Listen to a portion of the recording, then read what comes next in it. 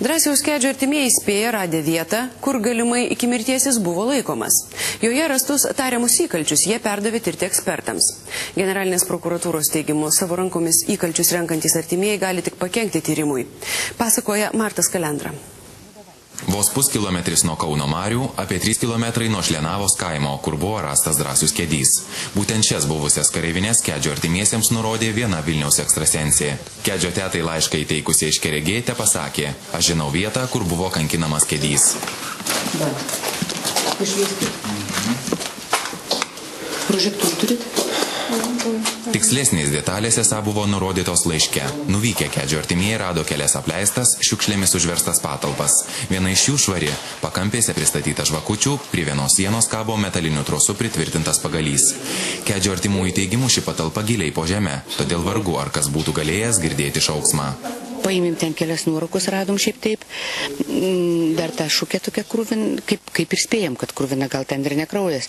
Nu ir duosim privačiai, padavėm ištyrti, ar tai Drąsiaus ten kraujas.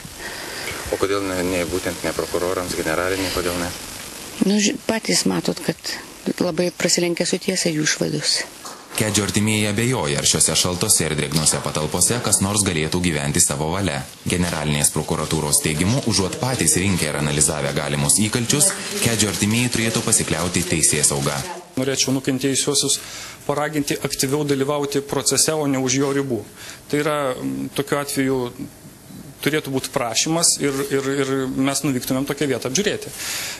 Tai būtų naudinga ir tuom, kad vis dėlto važiuotų specialistai turintys tam tikrą įrangą, geresnius įgūdžius pėdsakų radime. O dabar nežinau, kas tą vietą apžiūrinėjo, bet su tokiom apžiūrom galima ir sugadinti įvykio vietą, sunaikinti pėdsakus. Vieta, kurioje iki mirties galimai kankintas Drąsius Kedys, susidomėjo ir Kauno policija. Paskui žurnalistus atskubėjęs kriminalinės policijos vadovas su ekspertų grupe apžiūrėjo vietą ir surinko likusius įkalčius. Kodėl tai daro tik dabar, pareigūnai aiškinti atsisakė. Martas Kalendra, Vaidas Greičiūnas, LNK žinios.